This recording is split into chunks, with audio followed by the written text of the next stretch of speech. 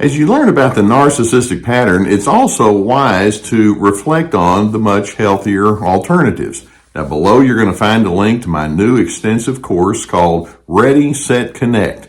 It addresses both the mindset and the skills involved in gratifying relationships, and I hope you'll find it to be quite therapeutic.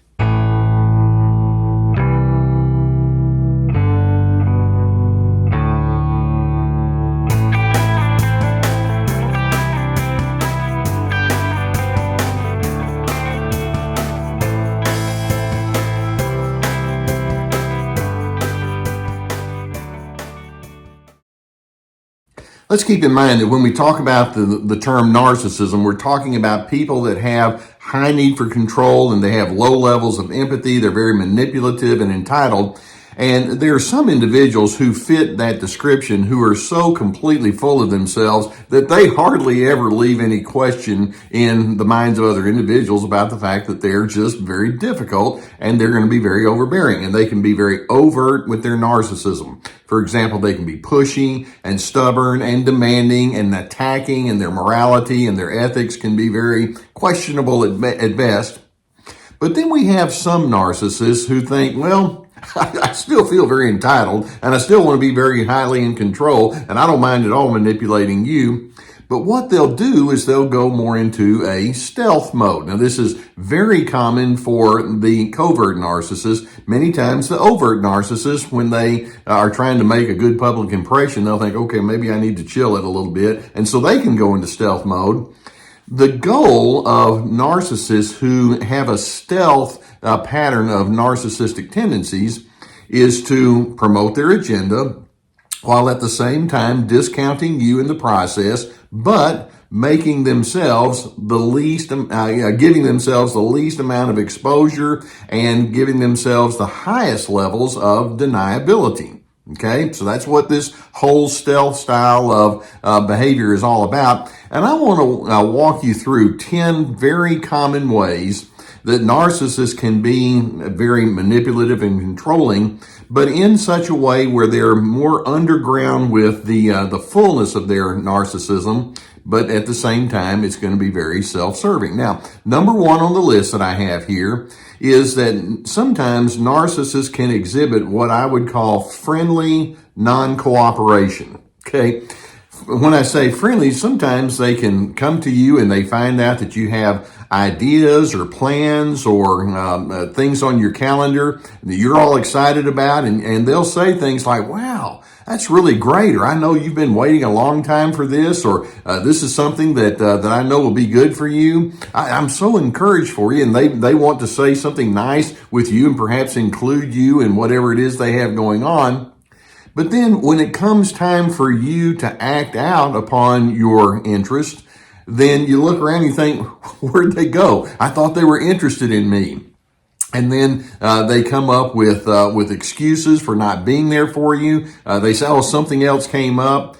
And basically, in their friendliness but lack of cooperation, they have what I would call dishonest encouragement. They really don't care about you. What they care about is having a nice, positive image, even as they're still going to be dismissive toward you. A second illustration of the sabotaging or of the stealth ways of displaying narcissism is what I would call secret sabotage. Now, when we talk about secret sabotage, I'm talking about narcissists directly running against your preferences and your needs and your motives. They can go behind your back and talk quietly in a negative way about you to other individuals. They can talk about things that they know about you in such a way that put you into a negative light. For example, it may be that they'll say, well, there's been an illness in their family and I don't think they're going to want to go and attend this function. Or this person, that they say that they're really good at this type of project, but I'm just telling you, it hasn't worked out well for me, but it might be good for you. Or it may be that they'll encourage openly their allies to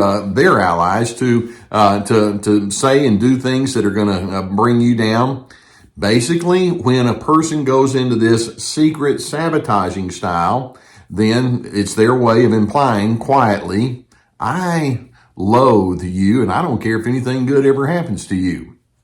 A third illustration of their stealth moves is they may be the kind of person that makes low connection with you, and yet when the time is right for them, they'll seek favors from you. Okay. And I know you've had plenty of folks that'll do this. They can have a deep history of not really caring about who you are and what's going on. But then when it comes time for them to advance themselves and think, well, you've got some skills or you have some connections I could sure use. All of a sudden, old buddy, old pal, I could sure use some help from you. And so they'll reach out to you in a crucial moment for favors to be done for them.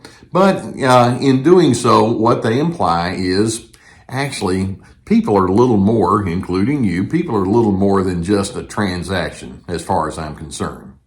Now, a fourth illustration of their stealth moves is that they can show curiosity about you, only you find out later on that they're merely gathering data. So they may say something like, well, tell me about that divorce that you went through several years ago. Or I understand that job didn't work out well. What was that all about anyway? And they can seem to be the kind of person that says, I want to know things about you.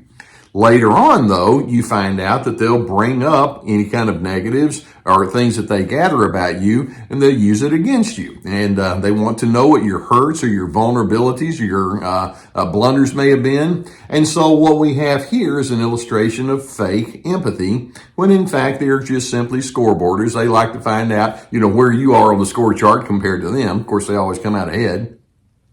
A fifth stealth way that narcissism can be displayed is these individuals may be very skilled at looking together publicly, even though behind the scenes they may be very privately moody. You may have some narcissists who are prone towards anxiety or strain or tension. They're known for having a lot of hidden insecurity. And so behind the scenes, you can just see that sometimes they're struggling. But it's like when they open up the door to the rest of the world, it's like, well, hello, people. How are you folks doing out there? And they can come across as smart and smooth. And basically, what that says is narcissists are very good at covering up their anger, even if they behind the scenes have a chronic undertow of annoyance and frustration and tension. Now, a sixth way that the narcissism can be done in a stealth way, sometimes these people can be funny and clever, and they tell great stories and they tell good jokes. But at the same time, you realize over time, they hold a lot of people in disdain. And their joking and their friendliness is part of their cynicism and their negativity about the world in front of them. They just cover their contempt for people and events with humor. And only later do you find out that humor is very deeply tied to some dark thoughts and feelings. Now, a seventh characteristic of the stealth narcissism is that they can give lots of advice that you simply did not need, nor did you ask for.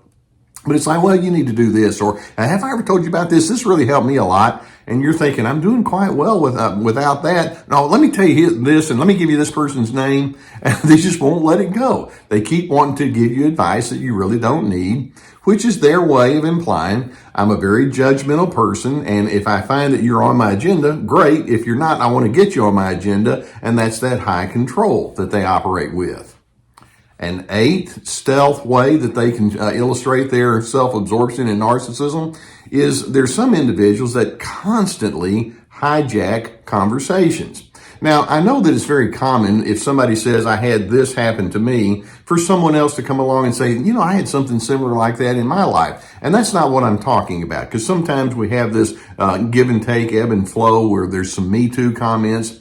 But I'm talking about narcissists who, anytime somebody says something, it's like, let me bring this around to my favorite subject, which is me. And so they can interrupt easily. They won't let you finish a story. Or if there's something that you're trying to say to other individuals and they're in the group, they'll try to take the attention in a different kind of direction, which illustrates there that they have zero empathy for you. And it's their way, when they hijack the conversation, there's their way of saying, why would I care about what you think and feel and what you're doing?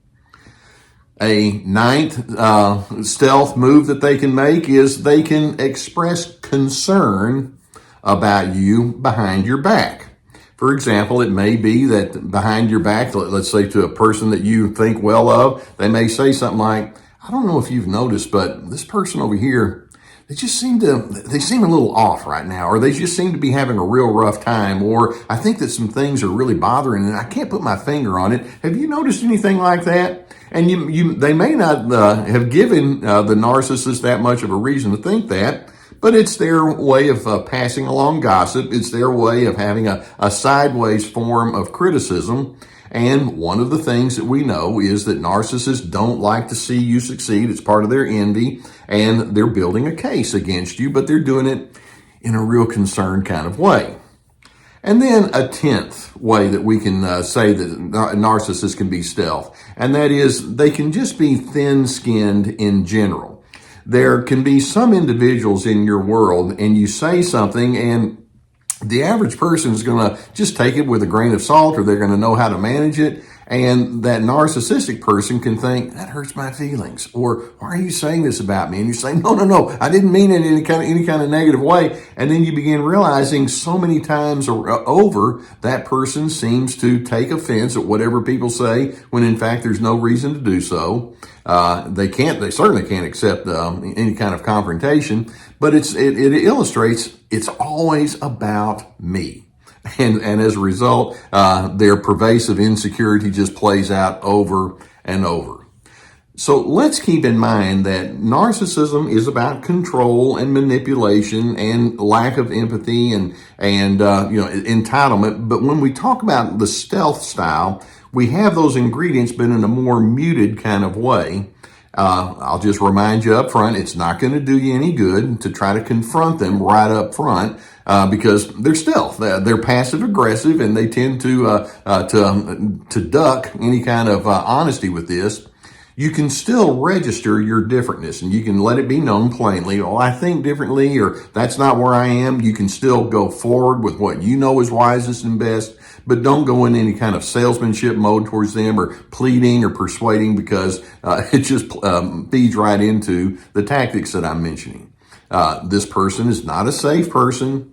This is an individual that you want to keep it shallow with, because you don't know how they're going to maneuver against you. And I'm hoping you can finally decide, I'm going to reserve my best relationship skills toward people who are consistent on the outside and on the inside. That's called authenticity, and that's a characteristic that narcissists tend to lack. In fact, they lack a great deal of it. And I hope that this can give you some good insight about what you're dealing with. If you've not already done so, I would encourage you to hit that subscribe button. We're going to keep more videos coming in your direction. And as you watch them on a cumulative basis, I hope you're going to be more and more educated. Gus and I will keep bringing more videos to you. In addition, I know that there are times as you gain a greater awareness of this, you could benefit through therapy. And I'm pleased that I've been sponsored for years now by the people at BetterHelp.com. There's a link below, and it's a very simple process of signing up for it. And then there's a whole team of licensed professional therapists that can assist you. I've had good feedback from that. You sign up through the link that we have provided below, and you get a 10% discount on the first month. So I would encourage you to go in that direction if that's a need that you would have. Likewise, I have my therapeutic courses. And each course has multiple videos with written documentation, guided questions, and it's like signing up for an online class. We have Ready, Set, Connect about making good connection skills. This is me about establishing those boundaries. Free to be about finding yourself despite those controllers. We have my webinars that have already been presented, but they're still available for purchase. We also have my podcasts, and all of this is available on our webpage. That's listed below. There's many articles there as well. And then we have my books. So there's plenty of resources there. It's so necessary for you to be aware that if you think, am I going crazy here? Am I reading this wrong? It's necessary for you to be aware of what you're dealing with, because once you're able to see it and then see through it, it positions you to say, I'm going to be true to myself, and I'm going to position myself for steadiness, dignity, respect, and civility is what we stand for here on Team Healthy. And in the end, I'm hoping it takes you to your place of peace.